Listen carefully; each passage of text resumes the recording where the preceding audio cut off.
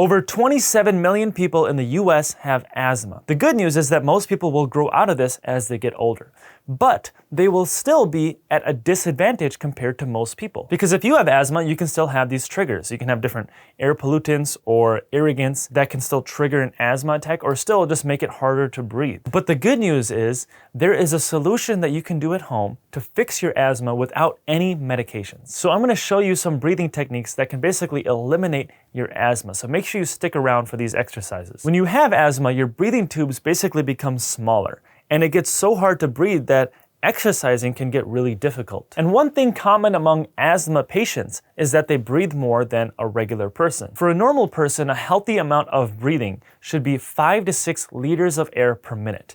But someone with asthma will breathe about 10 to 15 liters of air a minute. So that's going to be 2 to 3 times the required amount of breathing. So that means for someone with asthma, just existing means that their respiratory system is working 2 to 3 times harder than a regular person. And this is also why most asthma attacks happen in the first 10 minutes of a workout. Because when you work out, your breathing naturally increases. Your body starts producing more CO2 and your body starts demanding more oxygen. But when you're already breathing so much all the time, then your body is already so low on its CO2 levels. And when you start working out and your body starts producing more CO2, your body is not prepared for that. And even if you don't have asthma, this is also why if you're gonna go for a run, those first few minutes or so are really difficult because your body's not prepared for that increased amount of CO2 because you probably did not warm up properly. Well, the main thing that fixing asthma comes down to is breathing less. This study is from the Mater Hospital in Brisbane, and it was looking at people with asthma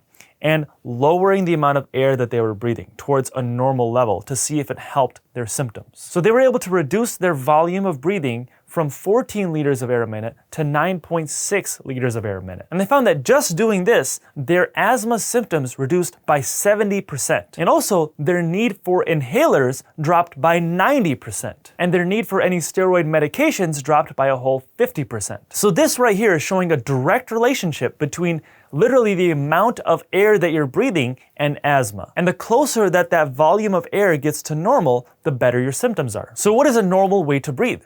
Well, normal breathing is soft, silent breathing in and out through your nose. And you also want to be using your diaphragm or engaging your belly when you're breathing. When someone has asthma, they're more likely to use their mouth and take shorter, shallower breaths. They're also more likely to just use their upper half of their chest to breathe rather than engaging their diaphragm. This alone will make people with asthma more likely to get sick because when you breathe through your mouth, that air is not filtered like it normally is through your nose. Your nose is literally a filter. It'll filter out different dust and particles. It'll also filter out 98 to 99% of viruses and bacteria before they enter your lungs. And also it will help warm up and humidify the air to make it more gentle to your lungs. Now when you breathe through your mouth, it doesn't do any of that. So that means more of these irritants and pollutants and this cold, dry air is entering your lungs, which will in turn increase the inflammation and also make your asthma worse. Now, why is breathing slower through your nose so much better? Well, you probably guessed it. It is your CO2 tolerance or your tolerance of carbon dioxide. Like I said, people who have asthma have lower levels of CO2 because they're breathing too much. Now, most people think CO2 is a waste product, but it's actually really important because when you lose too much CO2, then you get a condition called hypocapnia. What happens now is all of your breathing tubes and all of the other blood vessels in your body will start to constrict and get smaller because CO2 is a vasodilator, meaning it dilates everything. But if you don't have enough of it, then everything will constrict. And this can lead to wheezing and making it a lot harder to breathe in the first place. And this also leads to you trying to take in more oxygen because you feel like you're breathless. And this turns into a never-ending cycle because you keep breathing faster and faster to try to get more oxygen, but you're actually expelling that CO2. But actually, if you don't have enough CO2, then your oxygen is not going to be delivered properly to all of your cells. This is something called the Bohr effect. Basically what it means is your CO2 levels have to be at a certain point for your oxygen to be delivered to your cells. You can take in all the oxygen you want into your lungs. You can go to an oxygen bar and inhale 100% pure oxygen, but that doesn't mean that that oxygen is going to go to your brain. If your CO2 levels are too low, that oxygen will be delivered to your brain, but it won't detach and actually go to your cells in your brain. In order for that to happen, you need to have the right pH in your blood. And to have the right pH in your blood, you need to have enough CO2 that can allow that oxygen to actually detach and go to your cells, like your brain. Okay, so you probably get why it's so important to breathe slower, especially if you have asthma. So I'm gonna go over a couple exercises you can do to help reverse your asthma. And to be honest, even if you don't have asthma, this will benefit you regardless. So the first thing you gotta do is just relax your body and relax your muscles. And then just for a minute, focus on your breathing. See how much air you normally take in and out. And then gradually slow the amount of air that you're breathing until you feel a subtle air shortage. You'll know this is working once you get that feeling that you wish you could take a bigger breath.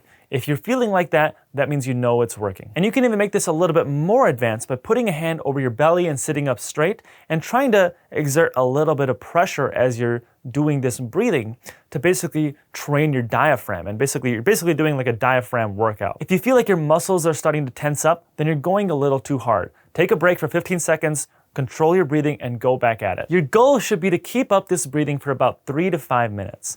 At first, you might not be able to get there. You might only be able to do 1 or 2 minutes, but keep trying it and your body will slowly increase its CO2 levels. So try to do this for about 2 sets a day. This can even replace some of your meditation if you do that throughout the day. Now you can take this air shortage a little bit further and add it to your workouts. Now this is something called high altitude training. And I did make another video kind of going into more detail about this, so I'm putting a link in the description below if you want to learn more. But basically what this entails is trying to walk or run while holding your breath. Now doing this properly will really depend on how good in shape you are. If you're really out of shape, you should probably ask your doctor before even attempting this. So what you want to do is again, warm up for a minute first. So whether you're going for a walk or going for a jog, for that first minute, just try to get a normal pace of breathing. Then what you're going to do is a normal inhale and exhale. Now the key is to do this after an exhale. So after you breathe out, hold your breath for as many paces as you can. So if you're walking or if you're jogging, hold your breath as long as you can until you have a medium to strong urge to breathe.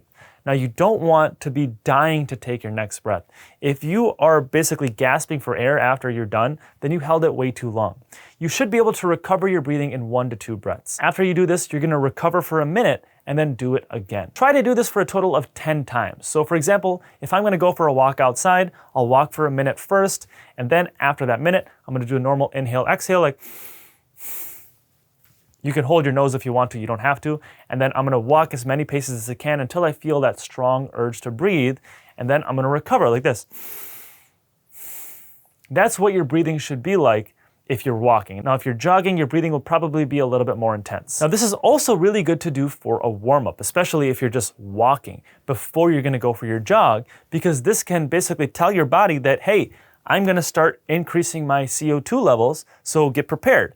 So you're starting to increase that CO2 so that when you actually go for your jog, you won't feel that out of breath at first. And you can also up this intensity more and more. Some track coaches will even involve a breath hold while their athletes are sprinting. For example, I know one that when people are doing a 200-meter sprint, those last like 15 to 20 meters, they have them hold their breath. Now, when you're sprinting, this can get really difficult. So it really comes down to your own fitness level. So make sure you don't overdo it. Now, one quick tip, after you're doing this breath hold, when you're gonna recover your breathing for that minute, make sure you do an inhale first. The reason is another benefit you get from your nose is something called nitric oxide. So as you breathe through your nose, your paranasal sinuses will produce this molecule called nitric oxide.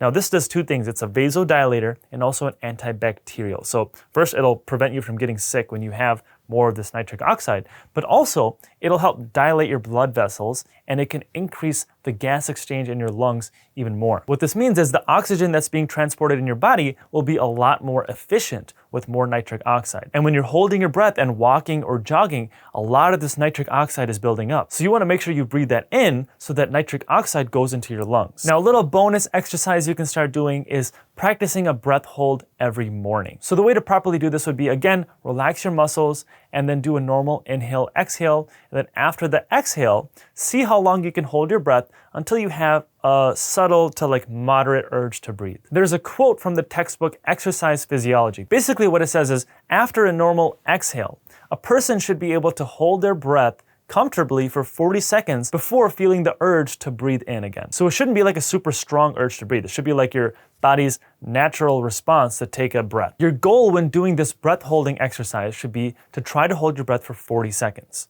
Now, don't get discouraged if you can't get there, because even most athletes can only get 20 seconds. But if you have asthma, your score will probably be lower, because people with asthma tend to have a lower score in their breath holding time in general. Now, just a side note, this is also why people with asthma tend to choose water sports over other sports. One study found that 55% of football players and 50% of basketball players had their airways narrowing, similar to someone with asthma. Now, when they did the same thing with water polo players, they had significantly fewer asthma people. The reason swimming and other water sports are popular for people with asthma is because it's basically acting like a cure to their asthma. Because when you swim and you have to go underwater, you have to hold your breath, and you're gonna build up more CO2. But you don't have to go in a pool to practice this. You can just practice this every day at home, just sitting in your bed or in your chair. So try practicing this breath hold every day. And if you combine this with these other exercises, then it's gonna really help increase your CO2 tolerance and also make your breathing more efficient. And this will also help a lot of your asthma symptoms and probably even reduce your allergies. There's a lot of mixed opinions about napping. Are they good? Are they bad? Do they even work? Well, I think they can definitely work, but you have to do them correctly. If your nap is you going to sleep at one time and you have no clue what time you wake up and you're super groggy and you have no clue what happened, then that's not the best way to nap. The biggest thing